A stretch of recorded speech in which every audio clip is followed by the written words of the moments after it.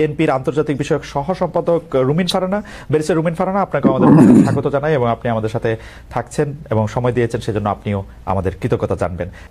আমাদের সাথে আরও আছেন বাংলাদেশ খেলাফত মজলিসের মহাসচিব জনাব মামুনুল হক। আপনাকে আমরা শুভেচ্ছা জানাই, কৃতজ্ঞতা জানাই, আপনি আমাদের সাথে যুক্ত হয়েছেন, আপনার সময় দিয়েছেন, সেজন্য আপনি আমাদের কৃতজ্ঞতা জানবেন। জি, আমরা আপনাদের কৃতজ্ঞতা জ্ঞাপন করি এবং সকল দর্শকদেরকে।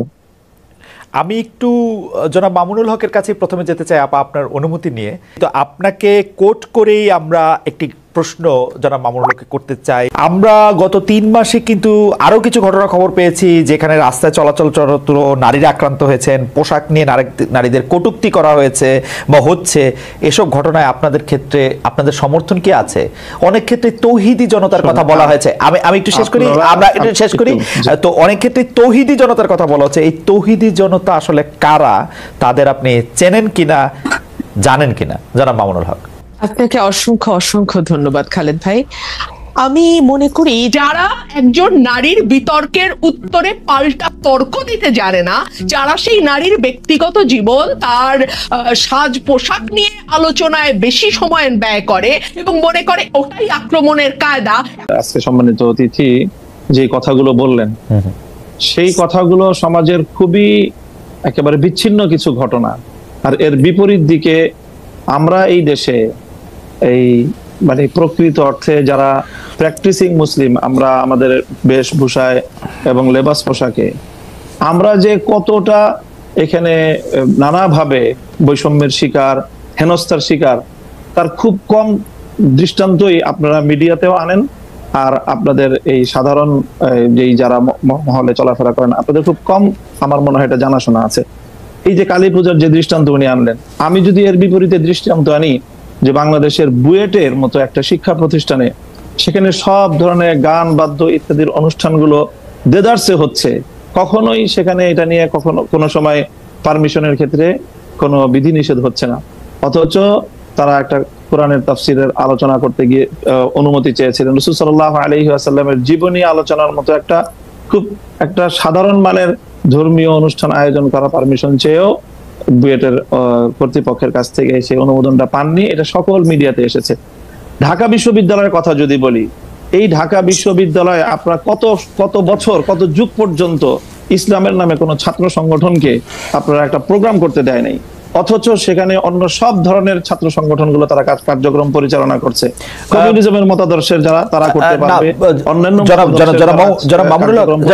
তারা করতে পারবে, শুধু ইসলামী ছাত্র সংগঠনের নাম নেওয়া হলেই ঢাকা বিশ্ববিদ্যালয় তাদেরকে অচ্ছুত হিসেবে সাব্যস্ত করে রাখা হয়েছিল। এই বিষয়ে তো কোনোদিন ওনারা কথা বলেন। জনাব মামুনুল হক, একটু জানতে চাইছি যে ইসলামের নাম নিয়ে কোনো প্রোগ্রাম ঢাকা বিশ্ববিদ্যালয় হয় না, কিন্তু অন্য কোনো ধর্মীয় আলোচনার বা কোনো এরকম কোনো প্রোগ্রাম কি হয়েছে? মানে আসলে তো ইসলাম নিয়ে অনেক ধরনের প্রোগ্রাম ঢাকা বিশ্ববিদ্যালয়ে হয়েছে, সেটা আমিও জানি, ইসলামের নিয়ে অনেক কিছু হয়েছে। ব্যাপকভাবে দেখেন, প্রায় প্রতিটি হলেই খুব সুন্দরভাবে ব্যাপকভাবে সেখানে হিন্দু ধর্মাবলম্বী সংখ্যা কত সেটারও কোনো হিসাব করা হয় না। তাদেরকে নির্বিঘ্নে হলের মধ্যে জাঁকজমকপূর্ণভাবে তারা পূজার আয়োজন করছে। আমি জনাব মামুনুল হক ঢাকা বিশ্ববিদ্যালয়ের ব্যাপারটা একটু বলি। আমি একটু ঢাকা বিশ্ববিদ্যালয়ে তখন সেখানে অনুমোদন পাওয়া যায়। আমি ঢাকা বিশ্ববিদ্যালয়ের কথাটা একটু বলি। ঢাকা বিশ্ববিদ্যালয়ে আরবি, ইসলামের ইতিহাস ও সংস্কৃতি, ইসলামিক স্টাডিজ যেটা ইসলামী শিক্ষা সহ, ফার্সি সহ এবং আরো বেশ কিছু জায়গায় নিয়মিত এই ডিপার্টমেন্টগুলিতে নিয়মিত কোরআনের তাফসির, কোরআনের গল্প, কোরআনের থেকে বিভিন্ন উদাহরণ, হাদিসের বিভিন্ন রকম কথা, এগুলি নিয়ে নিয়মিত সেমিনারের আয়োজন করা হয়। নিয়মিত কিন্তু এগুলি করা হয় একাডেমিক কার্যক্রমের অংশ হিসেবে, এবং সেইটা শুধু একাডেমিক কার্যক্রমের অংশ হিসাবে না, মানে সেইটা যে সিনেট হল এর মধ্যেও অনেক সময় সেটা হয়ে আসছে, হবে, মানে সেটাতে কোনো, কিন্তু আপনি বলছেন যে এটা হয় না। আমরা ঢাকা বিশ্ববিদ্যালয়ের আমি ঢাকা বিশ্ববিদ্যালয়ের একজন অধ্যাপককে জানতে চাই, ঢাকা বিশ্ববিদ্যালয়ের অধ্যাপকরা একজন বলতে চাই। ঠিক একই ভাবে যে কালী পূজার যে ঘটনা ম্যাডাম বললেন, সেটাও অবশ্যই ঘটনা সম্পর্কে তো আমরা বিস্তারিত জানি না, হয়তো কোনো ছাত্র বিচ্ছিন্ন হবে সেই ধরনের কিছু করে থাকতে পারে। সেটাকে হিন্দু ধর্মাবলম্বীদের বিরুদ্ধে একটা অভিযান বা একটা ভূমিকা হিসাবে চিহ্নিত করার কোনো মানে আমাদের কাছে তো প্রমাণ। আচ্ছা, আমরা একটু ম্যাডামের কাছে, প্রকৃত অর্থে যারা দাড়ি টুপিওয়ালা মুসলমান হিসাবে ইসলাম ধর্মকে তারা সকল ক্ষেত্রে প্র্যাকটিস করতে চায়, বিশেষ করে রাজনৈতিক ক্ষেত্রে যারা আমরা ইসলামকে প্র্যাকটিস করতে চাই, আমরাই হলাম প্রকৃত অর্থে বাংলাদেশে আসলে সংখ্যালঘু, এবং আমরাই সবচেয়ে বেশি বৈষম্য এবং নানা ধরনের অত্যাচার এবং নিপীড়নের শিকার। এবং আমাদের এই নিপীড়নের বিরুদ্ধে কখনোই সমাজের এই যে সাধারণ শিক্ষা ব্যবস্থার যারা শিক্ষক মহোদয় আছেন বা অন্যান্য আপনাদেরও খুব একটা সোচ্চার কখনো আমরা পাই। আচ্ছা, আমরা এটা অধ্যাপক মাহবুবকে জানতে চাইবো। আমি একটু আপনার কাছ থেকে এটা জানতে চাই যে ধরেন বাংলাদেশে আপনি যে ধরনের রাষ্ট্র ব্যবস্থা কায়েম করতে চাচ্ছেন, ধরেন যে খিলাফা, সেই খিলাফা আসলো, তাহলে কি আপনারা এই যে ধরেন কালী পূজার কথা বলা হলো সেগুলি বন্ধ করে দিবেন? যে না, রমনায় বা বন্ধ হবে কেন, সেগুলি করতে দিবেন? সেগুলি করতে দিবেন। প্রত্যেক ধর্মাবলম্বীর যার যার ধর্মীয় রীতি অনুযায়ী তার সে ধর্মীয় স্বাধীনতা ভোগ করবে, তার জানমালের নিরাপত্তার যে বিষয়গুলো আছে, ইসলামী রাষ্ট্র ব্যবস্থা, ইসলামী রাজনৈতিক যে বন্দোবস্ত, সেখানে অন্য ধর্মাবলম্বীদের ধর্ম পালনের শুধু স্বাধীনতা নয় বরং নিরাপত্তা নিশ্চিত করা হয়েছে, এবং সেই নিরাপত্তা অবশ্যই বাস্তবায়ন করা হবে। তাদেরকে কি জিজিয়া কর দিতে হবে? এখন আমি প্রথমেই কথা বলি যে আমরা মুসলিম কি অমুসলিম। যদি আমি মুসলিম হয়ে থাকি তাহলে আমাকে অবশ্যই কোরআনের প্রত্যেকটা আইনকে বিশ্বাস করতে হবে, মানতে হবে। আমরা আপনাদের কাছে পাল্টা প্রশ্ন করি, খালেদ মহিউদ্দিন সাহেবকে এবং আজকে আমার অতিথিকে, যে আমরা এজ এ মুসলিম আমরা কোরআনের প্রত্যেকটা বিধানকে শ্রদ্ধা করি কিনা, এবং প্রত্যেকটা বিধান আল্লাহর পক্ষ থেকে প্রদত্ত সেই হিসাবে আমি বিশ্বাস এবং মানি কিনা, সেটা বলেন আপনি। আচ্ছা, আমি প্রশ্ন উত্তর দিচ্ছি, আপা নিশ্চয়ই আমার থেকে দিবেন, আপা উত্তর দিবেন। আমি শুধু প্রশ্নটা করি যে আমরা কি কোরআনের বিধানটার প্রতি শ্রদ্ধা করি কেবলমাত্র আমি মুসলমান সেইটা বড় হওয়ার জন্য, নাকি আপা আরেকটা কথা বিভিন্ন জায়গায় বলে থাকেন, আমার হারাম হালাল জ্ঞান, আমার ঘুষ সুদ জ্ঞান, আমার অন্যায় অত্যাচার জ্ঞান, আমার বিভিন্নভাবে বিভিন্ন মানুষের যেটাকে আমানত্রে খেয়ানত করার জ্ঞান, সেটাও আমরা মানি।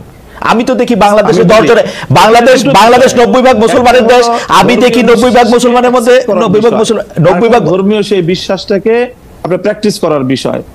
যদি আপনি ধর্মীয় যে বিশ্বাস সেটাকে যদি আপনি অ্যাকসেপ্ট করেন, দেন তখন আপনি মুমিন না, আমি এবং যদি আপনি সেটাকে প্র্যাকটিস করেন তারপর আপনি সে ভালো আমল হলো আপনার উন্নত মুসলিম হলেন।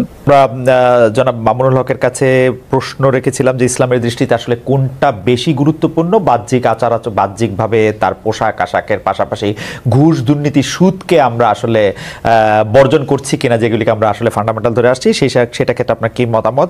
এবং সোশ্যাল মিডিয়ায় যাদেরকে আমরা ইসলামী বক্তা বলে থাকি, তাদের কিছু বক্তব্য এরকম তুলনা করা হচ্ছে যারা একসময় ক্ষুদ্র ঋণ নিয়ে সুদ নিয়ে ডক্টর মোহাম্মদ ইউনূসের সমালোচনা করেছিলেন, তারা আবার তার প্রশংসা করছেন।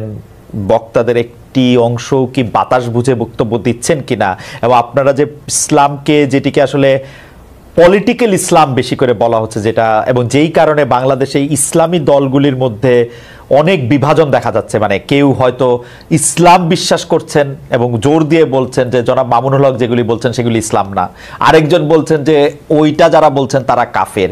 ওই পুরো ব্যাপারটা ধরে যদি একটু আলোচনা করেন যে আসলে কোনটা বেশি গুরুত্বপূর্ণ, কোনটাকে আমরা ফান্ডামেন্টাল ধরবো, জনাব মামুনুল হক। আসলে অনেকগুলো মানে এখন বিষয় আমার সামনে আলোচনার জন্য।